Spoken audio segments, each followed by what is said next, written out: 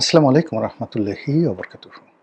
সম্মানিত দর্শক, 2026 সনের ফেব্রুয়ারি মাসের 26 তারিখ সন্ধ্যাবেলায় এই ভিডিও করছি। আজকের শবে বরাতের রাত্রি, পবিত্র, মহান, যারা ইসলাম ধর্মাবলম্বী তাদের জন্য বরকতময় একটি রজনী। তো যারা সাধারণ আমজনতা তারা এই রজনীতে দুটো ডাল ভাতের জন্য চিৎকার করবেন, কান্নাকাটি করবেন। আর যারা রাজাবাদশা হওয়ার স্বপ্ন দেখেন তারা প্রথমত নিজের বিজয় চাইবেন, আর প্রতিপক্ষর পরাজয় চাইবেন। আর সেই আবহাওয়ার মধ্যে আজকের দিনটিতে রাজনীতির যে রঙ্গ, সেই রঙ্গ রীতিমতো জমে একেবারে বরফ হয়ে গেছে। বরফ হয়ে গেলাম এই কারণে যে যখন যে কোনো রং তামাশা এটি বায়বীয় অবস্থায় থাকে তখন এটি স্বাস্থ্যকর, আপনি দেখতে পাবেন, কিন্তু আপনাকে আঘাত করবে না। কিন্তু যখন কোনো রং তামাশা জমে বরফ হয়ে যায় তখন সেই বরফ যদি খণ্ড বিখণ্ড চূর্ণ বিচূর্ণ হয় এবং তা যদি আপনার দিকে ছুঁড়ে মারা হয়, এবং বরফের যে চাকু, বরফের যে ধারালো যে ফলা, এটি যে কোনো মরণঘাতী মারণাস্ত্র তার চেয়ে কোনো অংশে কিন্তু আপনার জন্য কম ক্ষতিকর নয়। আমাদের রাজনীতিতে যে কাদা ছোড়াছুড়ি, চেরাছুড়িতে, এটি এখন বরফ ছোড়াছুড়িতে পরিণত হয়েছে, এবং যেন তেন বরফ নয়, পেজা বরফ নয়। এই বরফ হলো অ্যান্টার্কটিকার যে শক্ত স্বচ্ছ বরফ, যার অগ্রভাগ যে কোনো তলোয়ারের চেয়েও ক্ষুরধার হয়ে থাকে। সেই বরফ এখন ছড়াছড়ি হচ্ছে। কারণটা কি? কারণ হলো দেশের দুটো রাজনৈতিক দল যারা দীর্ঘদিন ধরে বন্ধু ছিলেন, পারস্পরিক যে সম্পর্ক এবং পরস্পরের যে একে অপরের পরিপূরক, এভাবে তারা প্রায় 50 বছর পথ চলেছে একে অপরের সঙ্গে কাঁধ মিলিয়ে, 1975 থেকে 2025 সন অবধি।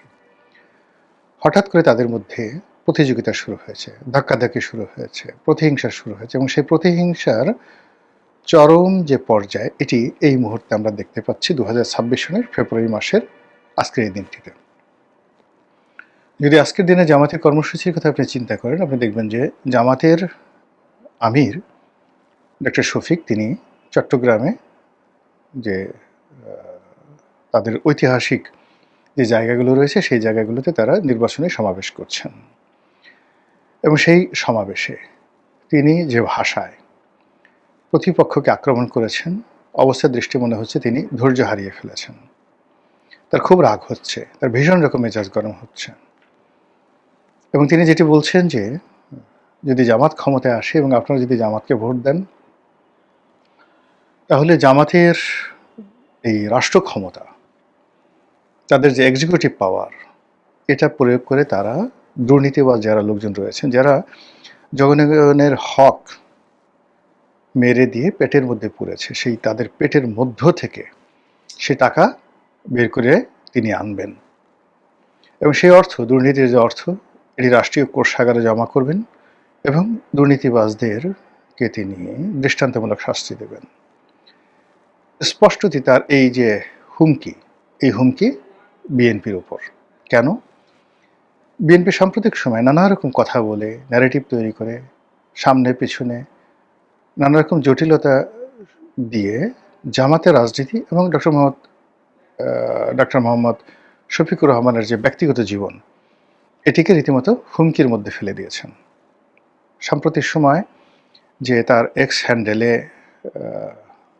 হ্যাক হয়ে যাওয়া এবং একটি যাকে বলা হয় নারীদেরকে একটি গালি দেওয়ার সংক্রান্ত বিষয় নিয়ে বিএনপির যারা লোকজন, তারা এতটা সারা বাংলাদেশ উত্তাল করে ফেলেছে, এবং বিএনপির নারী নেত্রী, নারী কর্মী এবং নারীবাদী বিভিন্ন সংগঠনগুলোকে যেভাবে বিএনপি শফিকুর রহমানের বিরুদ্ধে নামিয়ে দিয়েছে, তাতে করে জনাব শফিকের যে ভাবমূর্তি, তার যে চেহারা সুরত, তার যে অস্তিত্ব, তার যে পদ পদবী, ঠিক তিনি যা, তার সঙ্গে আসলে এই রাজপথে তাকে নিয়ে যে ন্যারেটিভগুলো তৈরি করা হচ্ছে, এগুলো মানায় না।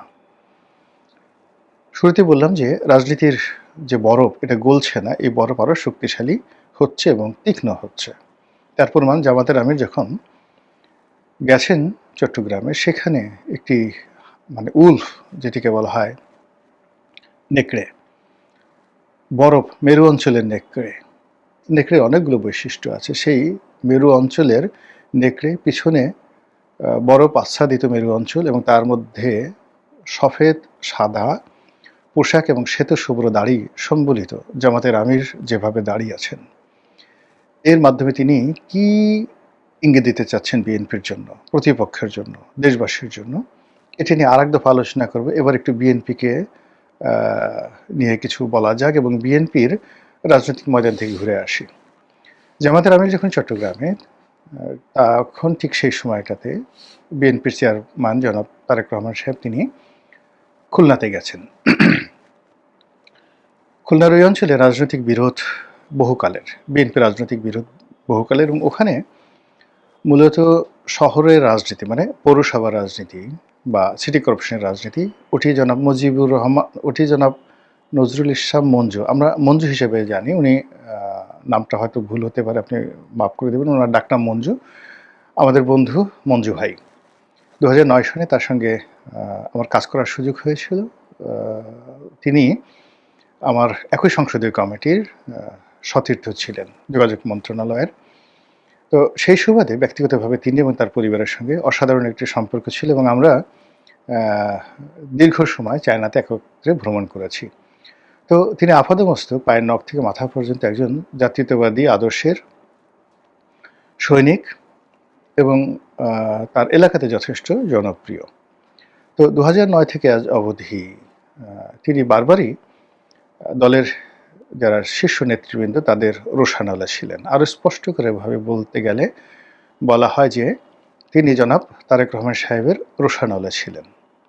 এখন পুরো খুলনা বিভাগের রাজনীতি যিনি ধারণ করেন, যার জনপ্রিয়তা কিংবদন্তি, যে কোনোভাবে তিনি পাশ করে আসার ক্ষমতা রাখেন, সাংগঠনিক ক্ষমতা যার হাতে, তিনি তারেক রহমান সাহেবের রোষানলে ছিলেন এবং এখন পর্যন্ত আছেন। তিনি যদিও মনোনয়ন পেয়েছেন, কিন্তু তিনি তারেক রহমান সাহেবের প্রিয় পাত্র নন। দ্বিতীয়ত, তারেক রহমান সাহেবের যিনি প্রিয় পাত্র মিস্টার বকুল, ছাত্র বিষয়ক সম্পাদক, তো তিনি আবার মঞ্জু সাহেবের মতো অতটা জনপ্রিয় নন। তারেক রহমান সাহেবের ক্ষমতায় যদি দলের মধ্যে এই মুহূর্তে বাংলাদেশে 1 নম্বর ক্ষমতাধর ব্যক্তি থাকেন, তিনি জনাব বকুল। মিস্টার বকুল তিনি ঢাকা রাজনীতিতে তারেক রহমান সাহেবের প্রভাব দেখে তিনি within the party office, within the lobbyist group, he is a very powerful man. কিন্তু তৃণমূলের রাজনীতিতে তিনি এখনো পর্যন্ত জনাব মঞ্জুর পর্যায়ে যেতে পারেননি। তো সেই অবস্থায় তারেক রহমান সাহেব খুলনায় গেছেন এবং সেই মঞ্জুকে ধারের কাছে আমি দেখলাম না। দেখলাম যেটা, যে তিনি তার যে প্রিয় ভাজন জনাব বকুল তার বাসায় গেছেন। সেখানে তিনি আহার সেরেছেন এবং সেই ছবি আমরা ইন্টারনেটে দেখতে পেলাম। কাজেই জাতীয়তাবাদী রাজনীতির যে বিরোধ, সেই বিরোধের পাদপীঠে বসে জনাব তারেক রহমান সাহেব তার পিতার মতো বিরোধ নিষ্পত্তি না করে বরং পুরনো বিরোধকে তিনি আরও উস্কে দিলেন। তো সে অবস্থায় খুলনার যে রাজনীতি, সেই রাজনীতিতে বিএনপি সম্ভবত ভালো করতে পারবে না। বরং এখানে অনেকগুলো জায়গা, খুলনা বিভাগের অনেকগুলো জায়গাতে জামাতের প্রাধান্য রয়েছে। এমনকি খুলনা যে জেলা, বিভাগ নয়, জেলার যে সংসদীয় আসন, বেশ কয়েকটি সংসদীয় আসনে তার যাকে বলা হয় জামাতের বেশ গুরুত্বপূর্ণ একটা অংশীদারিত্ব রয়েছে, শক্তিমত্তা রয়েছে। তো সেখানে তারেক রহমান সাহেব গেছেন। তো এটার রাজনৈতিক গুরুত্ব ভবিষ্যতে বোঝা যাবে। কিন্তু আমরা সেই খুলনা থেকে এসে যদি এখন সারা দেশে দেখি, সেটি হলো বিএনপি যারা নেতাকর্মী রয়েছে তারা জামাতকে ঠাট্টা মশকরা টিটকারি করার চেষ্টা করছেন এবং এগুলোই যাকে বলা হয় সাইবার বুলিং, সেই সাইবার বুলিংয়ের মাধ্যমে এগুলো হচ্ছে। জামাত জান্নাতে টিকিট বিক্রি করছে। জামাত যদি ক্ষমতায় আসে তাহলে আসলে বাংলাদেশ কেমন জান্নাত হবে এটি বলা মুশকিল। তবে যারা পুরুষ রয়েছেন তারা 4টি করে বিয়ে করার সুযোগ পাবেন। এগুলো নিয়ে আসলে বিএনপির যারা লোকজন রয়েছেন তারা ঠাট্টা মশকরা করছেন। অন্যদিকে যারা বিএনপির নারী, তারা বলার চেষ্টা করছেন যে পুরুষ যদি 4টা বিয়ে করেন পৃথিবীতে, তাহলে আমাদের দশা কী হবে? আমাদের জন্য কি জামাত কিছুই করবে না? এবং এগুলো যারা অনেক নারী কর্মী আছেন জামাতের, ফেসবুক, টুইটার, ইউটিউব, সোশ্যাল মিডিয়াতে ইতিমধ্যে যারা বেশ জনপ্রিয় হয়ে গেছেন টিটকারি করার জন্য, এরকম অনেক নারী কর্মী তারা জামাতের বড় বড় নেতাকে উপলক্ষ করে নানা রকম ঠাট্টা মশকরা টিটকারি তারা চালিয়ে যাচ্ছেন। এরই মধ্যে অনেকে বলার চেষ্টা করছেন যে ঠিক আছে, দুনিয়াতে আপনারা না পান, আখেরাতে গিয়ে আপনারা তো জান্নাতে গিয়ে আপনারা গেলমান পাবেন, আর আপনাদের পুরস্কার হিসেবে আপনাদের স্বামী যদি জান্নাতি হন আপনি তাদেরকে পাবেন। এখন অনেক মেয়ে বলার চেষ্টা করছেন এটা কী ধরনের কথা, দুনিয়াতেও সেই ফতার বাবার সঙ্গে আমরা ঘর করলাম, যার যন্ত্রণায় আমরা অতিষ্ঠ, আর সেই জান্নাতে গিয়ে যদি সেই একই ফতার বাপকে পাই তাহলে এটা আর নতুন কি হলো। এখন এগুলো নিয়ে ঠাট্টা মশকরা টিটকারি কিন্তু চলছে।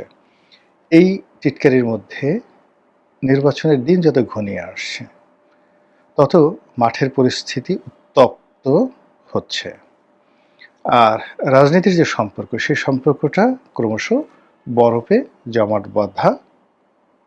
জমাটবদ্ধ হচ্ছে। আর ক্ষমতার যে বলয়গুলো রয়েছে সেটা ক্যান্টনমেন্ট বলেন, বঙ্গভবন বলেন, যমুনা মানে ডক্টর মোহাম্মদ ইউনূসের যে দপ্তর সেটি বলেন, আমেরিকা বলেন, দিল্লি বলেন, তারপর ইসলামাবাদ বলেন, বেইজিং বলেন, সব জায়গা থেকে যে খবর আসছে তাতে করে রাজনীতির বরফ গলার কোনো সম্ভাবনা দেখা যাচ্ছে না। আর রাজনীতির ময়দানের যে উত্তাপ সেটাও না কমে বরং বেড়ে যাচ্ছে। তাহলে বোঝার চেষ্টা করুন যে আপনার একদিকে সাহারা মরুভূমির সেই সাইমুম মরুঝড়, উত্তপ্ত মরুঝড়, আর অন্যদিকে অ্যান্টার্কটিকার যে বরফ, শীতল বরফ ক্রমশ আরও ঘনীভূত হচ্ছে। তো সেই লু হাওয়া এবং বরফ যদি 12 তারিখে মুখোমুখি হয়, 13 তারিখে এই বরফ আর যাকে বলা হয় লু হাওয়া, গরম হাওয়া, মরুঝড় একে অপরের সঙ্গে কোলাকুলি করে, মোলাকাত করে, কী ধরনের পরিস্থিতি তৈরি হতে পারে একবার একটু ভাবুন তো। পৃথিবীর কোনো কিছুই ফিজিক্সের বাইরে নয়, উদ্ভিদবিদ্যার মানে জীববিদ্যার বাইরে নয়। এই পৃথিবীতে কোনো রাজনীতি কেমিস্ট্রি ছাড়া হয় না। এখানে যেভাবে কেমিস্ট্রি হবে ঠিক সেইভাবে হবে। আপনি নাইট্রিক অ্যাসিড আর সালফিউরিক অ্যাসিড এই দুটো একত্রে মিশিয়ে দেবেন, তারপরে ফলাফল আশা করবেন মধু আর দুধ যেভাবে মিশালে একটা নতুন সুন্দর পানীয় তৈরি হয়, ওরকম একটা উপসর্গ আপনি আশা করবেন। এটা কখনোই হবে না। দুধ এবং মধু মিশালে যা হবে, নাইট্রিক অ্যাসিড আর সালফিউরিক অ্যাসিড মেশালে ওই একই পরিণতি হবে, যার ব্যাখ্যা বিজ্ঞান দিয়েছে। আমাদের রাজনীতি তো একই অবস্থা। সারা বছর আপনি ঝগড়াঝাটি করবেন, গণ্ডগোল করবেন, আর শেষ রজনীতে এসে আপনার মধ্যে একটা মধুময় সম্পর্ক হবে। এটা পৃথিবীতে কখনোই হয় না। কি বুঝলেন 12 তারিখে কী হতে যাচ্ছে? মহান আল্লাহ আমাদের সবাইকে হেদায়েত দান করুন এবং হেফাজত করুন। আসসালামু আলাইকুম ওয়া রাহমাতুল্লাহি ওয়া বারাকাতুহু।